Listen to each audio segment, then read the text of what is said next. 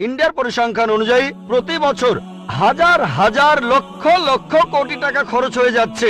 প্রতিদিন কোটি কোটি টাকা খরচ হচ্ছে, প্রতি বছর লক্ষ লক্ষ কোটি টাকা খরচ হচ্ছে। আমি লক্ষ্মী আইয়ার।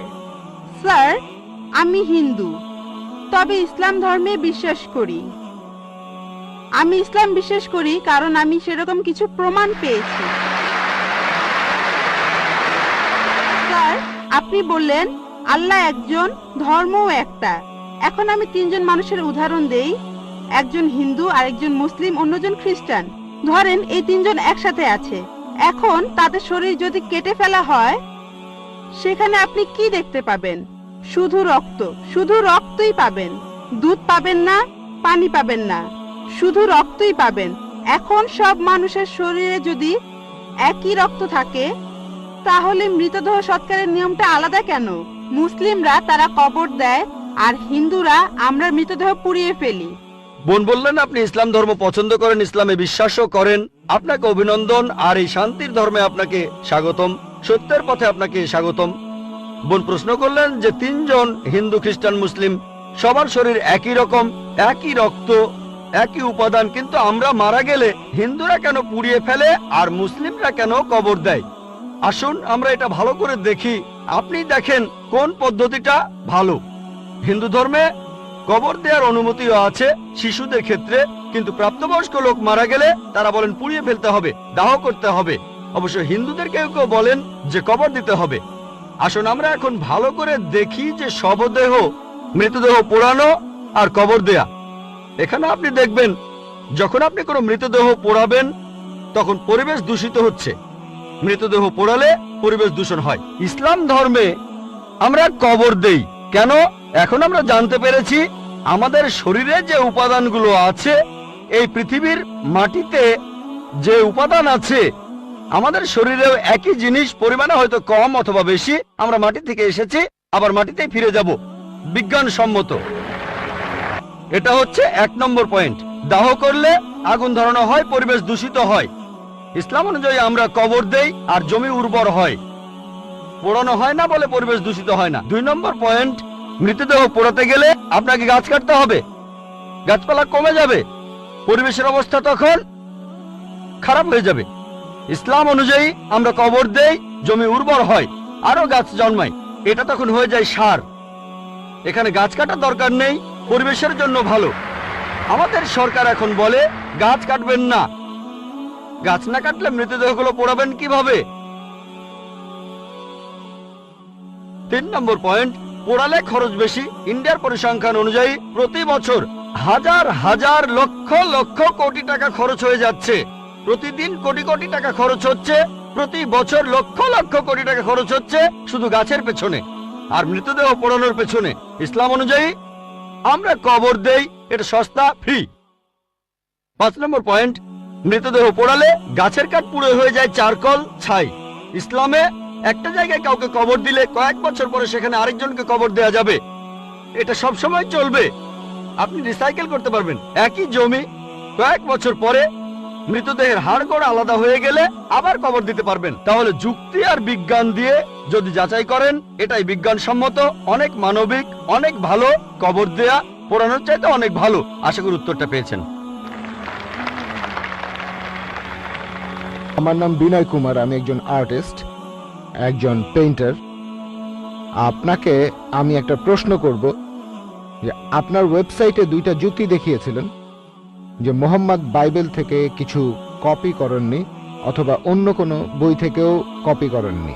সেখানে উত্তর দিতে গিয়ে আপনি বলেছেন যে নবী মুহাম্মদের সময় বাইবেলের কোনো আরবি অনুবাদ ছিল না, কিন্তু সহিহ আল বুখারী 6 নম্বর খণ্ডের 60 নম্বর গ্রন্থ 478 নম্বর হাদিস বলছে যে গসপেলগুলো আরবিতে অনুবাদ করা হয়েছিল, করেছিলেন বারাকা। এখানে আরেকটা ব্যাপার হলো, বললেন মুহাম্মদ ছিলেন নিরক্ষর, সেজন্য তিনি বই পড়তে পারতেন না, যেমন পবিত্র বাইবেল। কিন্তু আমি এই উত্তরে সন্তুষ্ট নই, কারণ অন্যান্য ধর্মগ্রন্থের কথাগুলো ধার করার জন্য মুহাম্মদকে শিক্ষিত হওয়ার কোনো প্রয়োজন নেই। সেখানে প্রয়োজন ছিল যে মুহাম্মদ সেগুলো শুনবেন আর নিজের ইচ্ছে মতো বেছে নেবেন। এই কথাগুলো শোনার পরে মুহাম্মদ সেগুলো সংশোধন করেছেন, তারপর তিনি ধর্মীয় আবরণে সেটাকে ঢেকে দিয়েছেন আর দাবি করেছেন এটা আল্লাহর আসমানি কিতাব। ভাই, আপনি খুব সুন্দর প্রশ্ন করেছেন। আমাদের ওয়েবসাইটে গিয়েছেন শুনে খুব ভালো লাগছে। ইনশাআল্লাহ আপনি সত্যের পথে আসবেন। আমার ধারণা আপনি খ্রিস্টান। আপনার নাম হলো বিনয় কুমার, মনে হচ্ছে আপনি খ্রিস্টান। ভাই বললেন আমি দুটো যুক্তি দেখিয়েছি। দুটো না, অনেকগুলো যুক্তি দেখিয়েছি। আপনি বেছে নিয়েছেন দুটো। না না, ঠিক আছে, আপনার চোখে পড়েছে ওই দুটো। তবে আমি দুটো যুক্তি দেখাইনি, এই দুটো ছাড়াও আরো যুক্তি দেখিয়েছি। একটা যুক্তি দেখিয়েছিলাম যে নবীজি সাল্লাল্লাহু আলাইহি সাল্লাম ছিলেন উম্মি।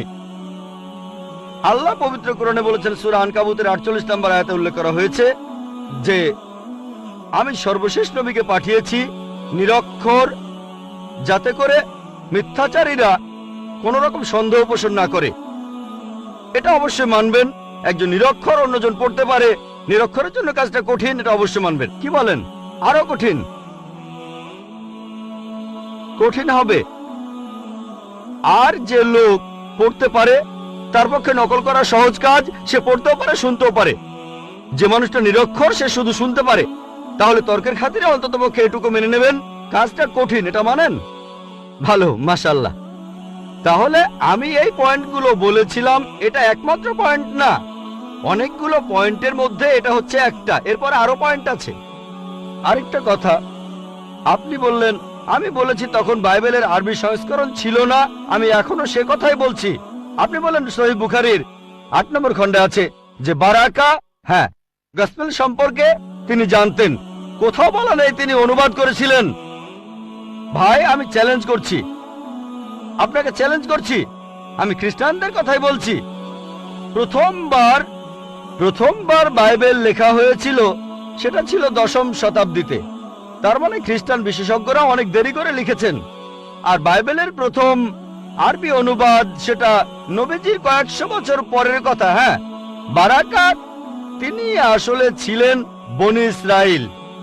তিনি খ্রিস্টান ধর্ম সম্পর্কে সে সময় জানতেন, আরবিও জানতেন। তিনি আসলে অনুবাদ করেননি, হয়তো কিছু নোট লিখেছিলেন। তবে পুরো বাইবেলের অনুবাদ অসম্ভব। সহিহ বুখারী কোন জায়গাতেই বলছে না যে বারাকা পুরো বাইবেল অনুবাদ করেছে।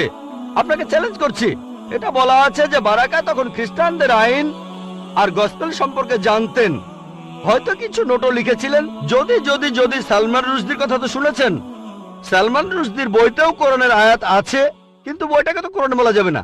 সালমান রুশদি বই লিখেছিল পবিত্র কোরআনের বিরুদ্ধে। তার সে বইতে পবিত্র কোরআনের কিছু আয়াতও ছিল, তার মানে এই না যে সেটাই কোরআন। এছাড়াও অনেক লেখক, যেমন আমি অনেক বই লিখেছি, তারপর সেখানে কোরআনের কিছু আয়াতও দিয়েছি। সেই বইগুলোতে Quran and modern science, women's right in Islam, এই বইগুলো কোরআন না। এটা বলতে পারবেন না যে ডক্টর জাকির নাইক কোরআনের অনুবাদ করেছেন। আপনারা আমাদের ওয়েবসাইটে গেলে দেখতে পাবেন ডক্টর জাকির নাইক বই লিখেছেন কোরআন এন্ড মডার্ন সায়েন্স। সেখানে অনেক আয়াতের উদ্ধৃতি দিয়েছি। সেটাকে অনুবাদ বলবেন না, এটা তো উদ্ধৃতি। আর এছাড়াও বললেন যে নবীজি মুহাম্মদ সাল্লাল্লাহু আলাইহি সাল্লাম ভুলগুলো শুধরে নিয়েছেন। আচ্ছা, আপনার পয়েন্টটা খুব সুন্দর।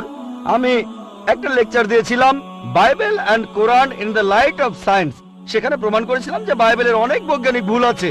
যেমন ধরেন বুক অফ জেনেসিসের 1 নম্বর অধ্যায়ে আছে, বলা হয়েছে এই বিশ্বজগৎ তৈরি হয়েছে 24 ঘন্টার হিসেবে 6 দিনে।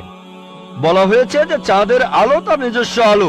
জেনেসিসের প্রথম অধ্যায় 16 থেকে 19 অনুচ্ছেদ বলা হয়েছে যে সূর্য সৃষ্টি হয়েছে পৃথিবী সৃষ্টির পরে। পৃথিবী সৃষ্টি হয়েছে 3য় দিনে, সূর্য 4র্থ দিনে। এরকম আরো অনেক আছে। আপনি যদি বলেন নবীজি এগুলো নিয়ে শুদ্ধ করেছেন, যেমন চাঁদের যে আলো সেটা তার নিজস্ব আলো না, প্রতিফলিত আলো। পবিত্র কোরআনে সূরা ফুরকানের 61 নম্বর আয়াতে উল্লেখ করা হয়েছে যে চাঁদের আলো প্রতিফলিত আলো। কোরআন বলছে বিশ্বজগৎ সৃষ্টি হয়েছে 6টা আইয়ামে, 6টা লম্বা সময়কাল। আপনি কি তাহলে বলছেন নবীজি এই কথাগুলো শুদ্ধ করে নিয়েছেন? তিনি কি বিজ্ঞানী ছিলেন? না, এটা আল্লাহর আসমানি কিতাব। আমার পুরো লেকচারটা শোনেন, লেকচারের অংশবিশেষ শুনেই আমার কোনো একটা কথা নিয়ে মন্তব্য করবেন না। পুরো লেকচারটা আগে শোনেন। সেখানে আমি বলেছি যদি আপনার কথা মেনেও নেই, তর্কের খাতিরে যে বাইবেল থেকে নকল করেছেন তারপর শুদ্ধ করেছেন, কোন মানুষের পক্ষে কি এটা সম্ভব? 1400 বছর আগে বাইবেলের সবগুলো ভুল শুদ্ধ করবেন তিনি? সবগুলো ভুল শুদ্ধ করবেন? এটা অসম্ভব, অসম্ভব। এতে প্রমাণ হয় যে তিনি এটা লেখেননি, এটা লিখেছেন আমাদের স্রষ্টা আল্লাহ তাআলা। আশা করি উত্তরটা পেয়েছেন।